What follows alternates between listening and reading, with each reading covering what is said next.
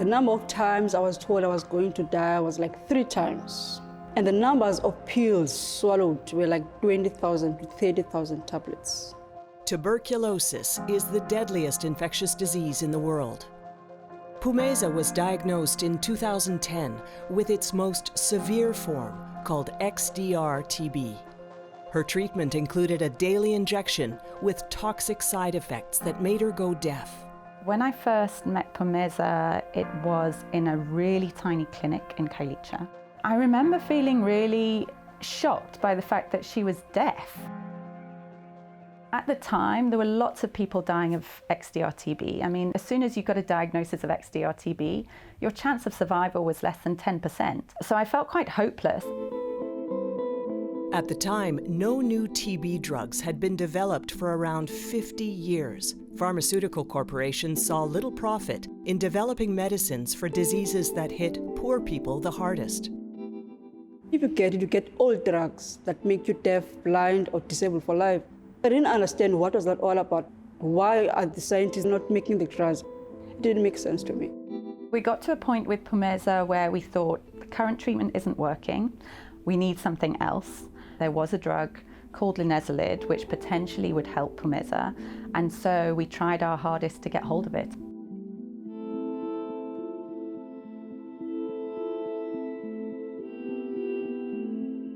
Pfizer, the drug corporation that made linezolid, had a monopoly on the drug in South Africa. This prevented the country from importing more affordable versions. Monopolies on medicines were already barriers in other places where Médecins Sans Frontières, or MSF, worked. Drug-resistant tuberculosis reminds me of what I saw when I started as a lawyer and I watched people die of AIDS. We have to find the drugs to treat drug-resistant tuberculosis. People are dying as we speak.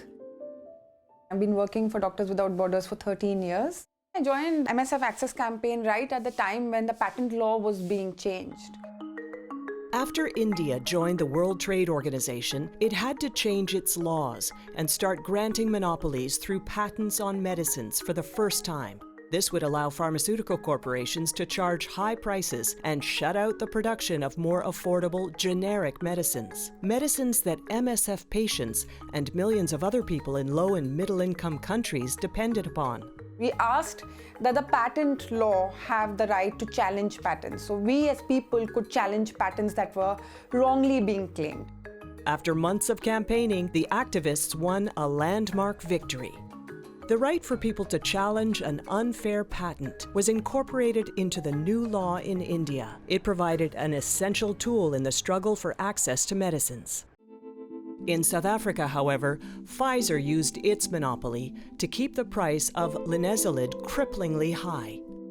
In order to obtain linezolid, you had to buy it privately through Pfizer. It was about 760 Rand per tablet at that time. That involved quite a cost for MSF. MSF approached Pfizer in South Africa a number of times, but they wouldn't engage with us. We started working with the Access campaign and with Section 27 to see how we could bring the drug in for MSF patients, how we could bring it into the country from overseas. It took years of legal battles and street protests to get hold of the drug. Finally, the case was settled out of court. MSF was allowed to bring in generic linezolid from India for people with tuberculosis we were treating in Kailicha.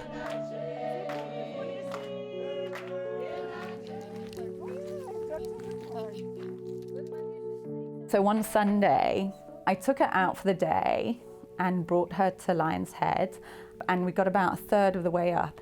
But she was really struggling, and I said, Pumeza, you know, I think we should turn around. And I remember her turning to me, and she was like, I tell you what, if there is one thing I'm gonna do, is I'm gonna get to the top of this mountain. This is like XDR-TB. I'm gonna conquer this if it's the last thing. And by the time she got to the top, she was just super excited. In 2013, 3 years after her diagnosis, Pumeza was cured thanks to treatment with linezolid. This was the moment that I decided I want to get involved, to get everyone fair chance at life, to get everyone access to medication that is life-saving.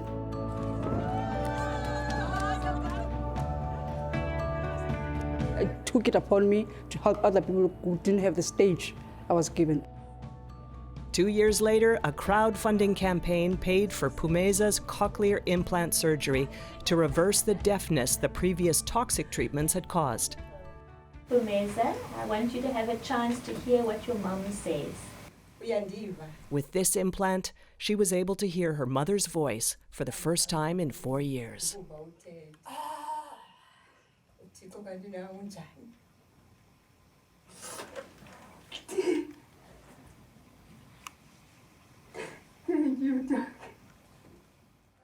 Pumeza's activism continues today in her local community in Khayelitsha and at national and international levels.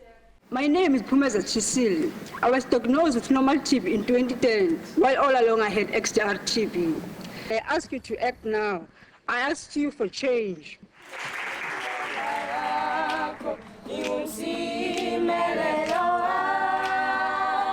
I think the example that Pumeza showed us was how powerful a patient advocate can be. She can really speak from her heart about her experiences. I think that's essential going forward with the new drugs. So yes, there are new drugs being developed called the beta-qualin. Haven't seen that drug yet, but I saw it's working. I saw someone who got cured. I went to a cure party, which I think is great. But then there was always a red tape drug being out of reach. In 2019, Pumeza joined forces with the MSF Access campaign to challenge Johnson & Johnson's patent in India on the TB drug bedaquiline. Hello to you again. Pumeza, have you got any questions from the press? So I've been interviewed both by Indian press and South African press. A more affordable version could mean many more people could be cured of TB without the severe side effects that Pumeza suffered. People need to think this as not as a rich and poor class divide. They need to think of this as something that's fundamental to all of us. It's an essential human right. If there is a treatment out there that could potentially improve your life or save your life, then you should have access to it. That's a right that we all have. My life changed. Now I can talk on behalf of other people who don't have a voice. I speak for them, and I think I'm very proud of that. Everyone should have access to medication. I think that everyone must be involved. Scientists, politicians, patients, etc. Like everyone must be involved. Still a fight, but we are going to win it. Don't give up.